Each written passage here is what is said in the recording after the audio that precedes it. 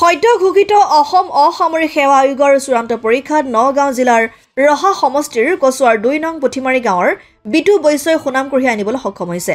পিতৃ গৌৰাংগ বৈশ্য আৰু মাতৃ নিশাৰাণী বৈশ্যৰ সুযোগ্য সন্তান বিটু বৈশ্যই অসমৰ ভিতৰত এপিএছ পৰীক্ষাত ৫৩ সংখ্যক স্থানেৰে নগাঁও জিলালৈ গৌৰৱ কঢ়িয়াই অনাত এক উখল-মাখল পৰিৱেশে বিৰাজ কৰিছে। বিটু বৈশ্যৰ নিজ বাসগৃহত কচুৱা আৰক্ষী থানাৰ নাগৰিক সমিতিৰ সভাপতি জিতেন দেৱনাথ, শিমলুগুৰিৰ মাইনুদ্দিন আহমেদ, ইমৰান হুছেইন, আবুল কালাম, মজিবুৰ ৰহমানে বিটু বৈশ্যক ফুলাম গামোচাৰে আদৰণি জনোৱাৰ লগতে বিটু বৈশ্যৰ উজ্জ্বল ভৱিষ্যত কামনা কৰি শুভেচ্ছা জ্ঞাপন কৰে।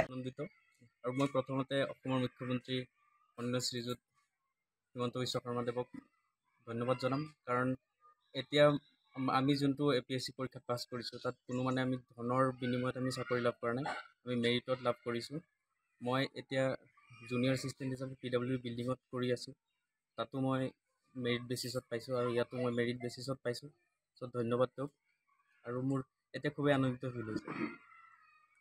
ইয়াৰ ফলাফলৰ আঁৰততো মই প্ৰথমতে ভগৱানক ধন্যবাদ দিম, তাৰপিছত মোৰ মা দেউতা আৰু তাৰপিছত মোৰ খুৰা।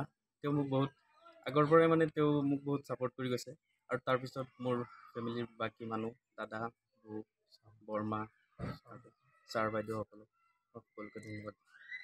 এইটো পৰীক্ষাত সফল হ'বলৈ প্ৰথমতে আপুনি পৰীক্ষাটোৰ বিষয়ে জানি ল'ব লাগিব আৰু পৰীক্ষাৰ চিলেবাছটো ভালকৈ জানিব লাগিব আৰু ইয়াৰ প্ৰতি আপোনাৰ আগ্ৰহ থাকিব লাগিব আৰু আত্মবিশ্বাস থাকিব লাগিব নিজৰ। ত' মই আগতে ভালকৈ বুজি লৈছিলোঁ কেনেকৈ পঢ়িব লাগিব, কি কৰিব লাগিব। ত' তেনেদৰে মই ডিগ্ৰীৰ পিছতে মই আৰম্ভ কৰিছিলোঁ। তাৰপিছত মই মাষ্টাৰ ডিগ্ৰী নকৰিলোঁ আৰু পৰিয়ালৰ প্ৰব্লেমো আছিলে। দুখীয়া ঘৰৰ হয়, আপোনালোকে গম পাইছে। সেইকাৰণে উচ্চ শিক্ষা নকৰিলোঁ, টিউশ্যন কৰাই মই পঢ়ি আছিলোঁ তেতিয়াৰ পৰাই আৰু মই তেনেদৰে আৰম্ভ কৰিছোঁ মোৰ যাত্ৰা। বিটু বৈশ্য ডাঙৰীয়াক শুভেচ্ছা জনাইছোঁ আৰু লগতে এখেতৰ পৰিয়ালবৰ্গ বিশেষকৈ চৈতন্য দাক মই বিশেষকৈ অভিনন্দন জনাইছোঁ।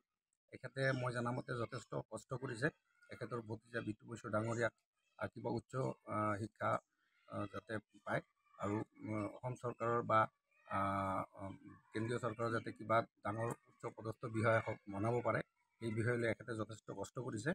আৰু মই এটা কথা ক'ব বিচাৰিছোঁ যে কচুৱা থানাৰ অন্তৰ্গত পমিলা পঞ্চায়তৰ এই পুথিমাৰী অঞ্চলত প্ৰথমবাৰভাৱে এজন প্ৰশাসনিক বিষয়া সফলতাৰে আপোনাৰ পৰীক্ষাত উত্তীৰ্ণ কৰিব পাৰিছে APSত। আৰু বিটু বৈশ্য ডাঙৰীয়া এটা কথা প্ৰমাণ কৰি দিছে যে যদি ইচ্ছা থাকে, প্ৰবল ইচ্ছা থাকিব লাগিব, তেতিয়াহ'লে দৰিদ্ৰতা আৰু পিছপৰা বুলি কোনো কথা নাথাকে।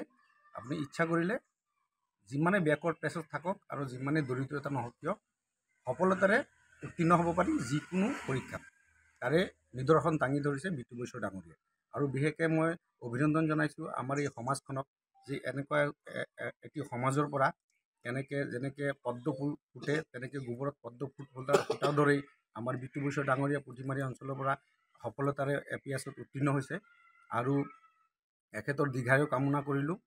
তাৰপিছত ধন্যবাদ জনাইছোঁ এখেতৰ পিতৃ মাতৃক, যে এখেতৰ পিতৃ মাতৃয়ে এখেতক এজন সফল বিষয়া বনাবলৈ যিখিনি কষ্ট কৰিব লাগে, চেষ্টা কৰিব লাগে, সেইখিনি যথেষ্ট কৰিছে। সেইকাৰণে আজি এখেতে APS উত্তীৰ্ণ হ'ব পাৰিছে। কচুৱাৰ পৰা গুলজাৰ হুছেইনৰ ৰিপৰ্ট, অসম আদিত্য।